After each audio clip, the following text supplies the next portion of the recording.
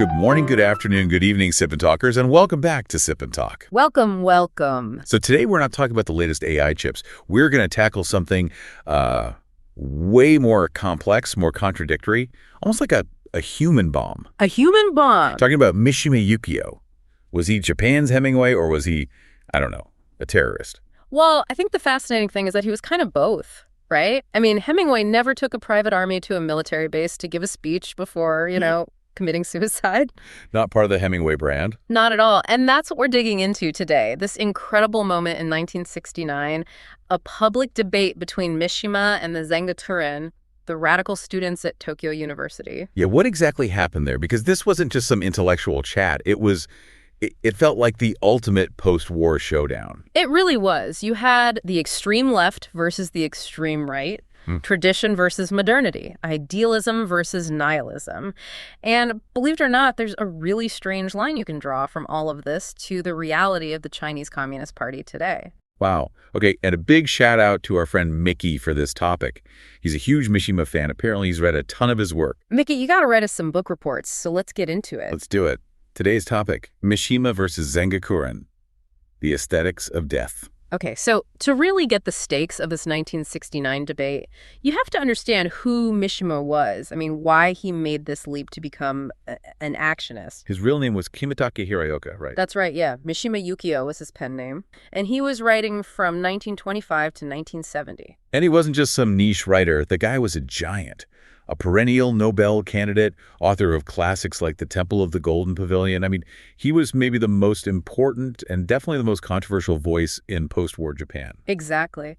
But what makes him so unique is that split. He's this hyper-modern intellectual who felt this deep compulsion to physically embody the very romantic ideals he was writing about. So it wasn't enough to just discuss truth on the page. No, not for him. He had to live it and ultimately die for it. So what was the tipping point? When does the author become the activist? It really started bubbling up in the late 60s.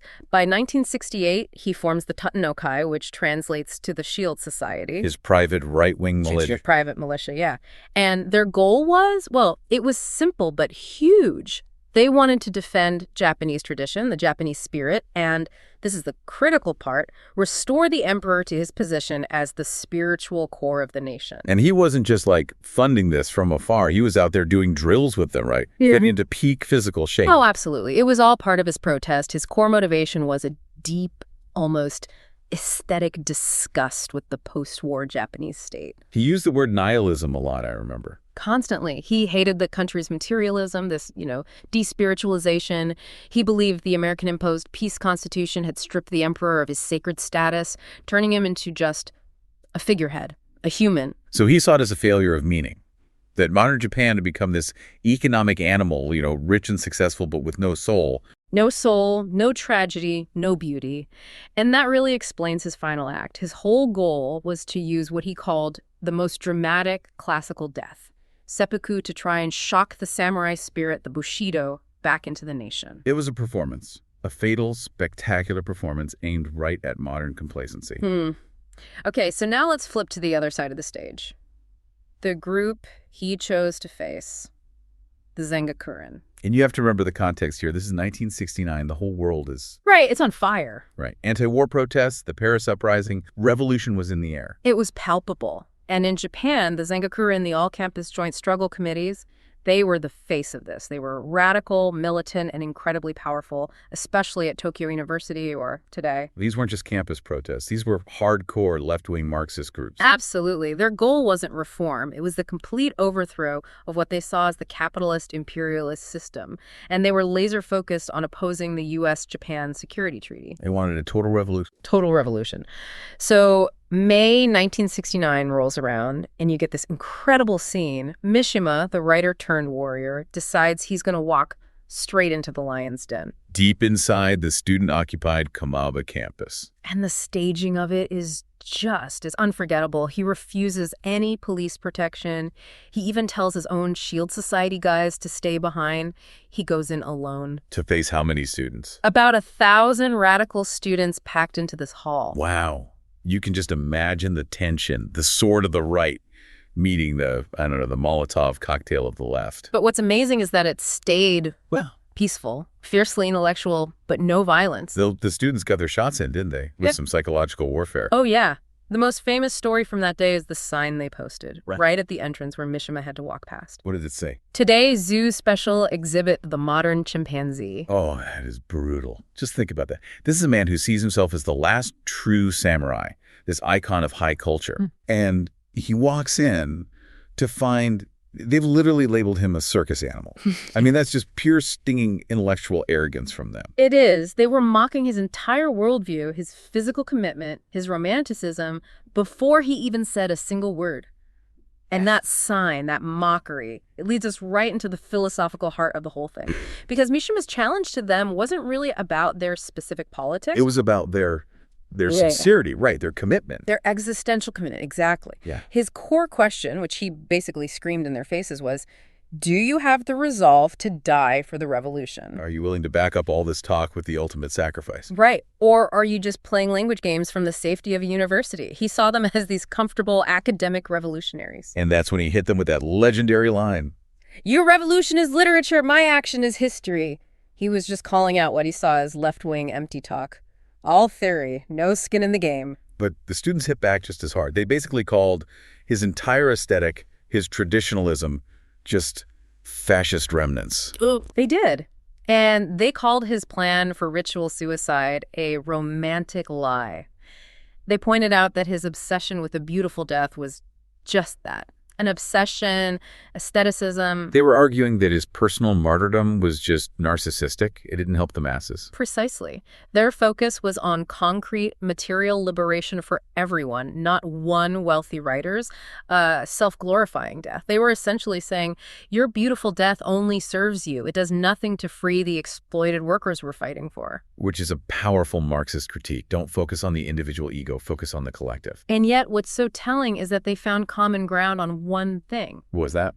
They both absolutely loathed the bland, materialistic, consumerist reality of post-war Japan. Mishima even complimented the students on their passion, on their shared hatred for that soullessness. So they were enemies who agreed on what the enemy was. Exactly. So after 2 hours of this philosophical cage match, what happened? What was the result? Well, a stalemate, which I think everyone expected. I mean, it wasn't a conversion therapy session.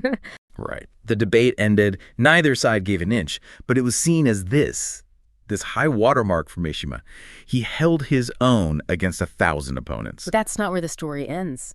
Less than 2 years later, November 1970, he goes through with it. The Mishima incident. He does. And politically, you have to say, the act was a complete failure. It didn't spark any uprising. Nothing. It didn't change Japan's political direction one bit. As outlets like the Financial Times have pointed out, his beautiful aesthetic sacrifice it shattered against the cold, hard reality of the modern state. He got his aesthetic immortality, but zero practical success. And what about the Zengakuren? What happened to their movement? A pretty similar fate, actually. Yeah. Soon after the debate, the police stormed the Yasuda Auditorium, which they'd occupied, and the movement it collapsed. It imploded. It completely imploded. It descended into these tragic internal conflicts, purges, the Red Army faction turning on itself. They were just politically marginalized. The fire just burned itself out. So the big lesson here for you listening is that, well, both of these extreme revolts failed. Mishima's aesthetic revolt and the Zengakuren's revolutionary revolt. They both failed to make a dent in this stable, materialistic society. And the takeaway isn't that idealism itself is flawed, but that this kind of extreme idealism, when it's totally disconnected from public reality, it just leads to self-destruction. Either through individual tragedy like Mishima or the movement collapsing in on itself. Right. Which brings us to the big question. What happens when that kind of extreme idealism doesn't fail? What happens when a revolutionary theory like that actually takes power? And this is where we draw the line from 1960s Japan to modern China. Exactly. The Zengakuren were fighting for that pure Marxist ideal, right? A classless society, common property, and eventually the state itself is supposed to just wither away. That was the dream. That was the dream. The state was a tool of oppression, so you eliminate it. But in China, that ideal went through this transformation, or maybe a better word is an ironic reversal. The revolution basically ate its own founding principles. Okay, let's break that down. How is the CCP system today an irony compared to the ideal? Well, let's start with the economy. The ideal was to eliminate private capital. the reality in China. It's a powerhouse of state capitalism. So they didn't kill capitalism, they just put a leash on it. A very strong leash. Huh. The state has absolute control over key industries, but it actively nurtures private giants like Tencent and Alibaba to generate wealth and power for the state. So the goal of global liberation for the worker was swapped for national wealth and power. Right. Then there's class. The ideal was to eliminate class divides, the reality. The revolution created a brand new, ultra-powerful elite class, the party elite, with huge gaps in wealth and power between them and everyone else. The manager of exploitation just changed. Exactly. And that leads to the biggest irony of all, the state. In Marxist theory, the state is supposed to wither away. And in China. What emerged was one of the most powerful, all-knowing, ubiquitous state machines in human history. We're talking centralized power, social credit systems, total surveillance. The state didn't wither away, it metastasized. It became this colossal force, all justified by the very ideal it had betrayed. So it's like that revolutionary coffee analogy. Yeah. The CCP promised this pure black coffee of revolution, but they served up socialism with Chinese characteristics, which is, I don't know, a super sweet latte. It's a sweet latte, yeah. There's economic progress, it tastes good to many, but that core ingredient, freedom from state control, it's just gone. Today's CCP is all about national rejuvenation and stability, not the global liberation that inspired the Zengakuren. And the big implication here is that any extreme ideology, left or right, when you combine it with absolute power, it becomes the most efficient tool imaginable to crush individual freedom and the very ideals it started with. the ideal becomes the cage. The ideal becomes the cage. That is a really critical takeaway. The whole Mishima versus Zengakuren debate was really this philosophical question, wasn't it? Who do you fight for? And who are you willing to die for? Yeah, and both sides, in their own extreme way, represented this kind of final, dramatic stand of idealism against the modern world. Mishima chose a beautiful death over a bland life. The Zengakuren chose revolution over reform. And both failed against the cold momentum of a materialistic society. They did. Which leaves us with a final, provocative thought for you to chew on. If we accept that both the dramatic personal act of Mishima and the extreme revolution of the Zengakuren failed, what's left? What is the collective and rational way for us to define value today? How do we find meaning and purpose when we're faced with overwhelming power and materialism, but without resorting to self-destruction on one side or creating a totalitarian state on the other? It's really the central dilemma of modern life, isn't it? I think it... Well, we hope this deep dive gave you a lot to think about. And just a reminder, our discussion is always meant to offer objective facts and analysis for your own critical thinking. Absolutely. Please subscribe to Sip&Talk for more conversations like this. And a huge final thank you to Mickey for this week's fantastic topic. You should all go check out his YouTube channel. It's called Mickytolife. He does fun memes and travel vlogs. We'll see you next time.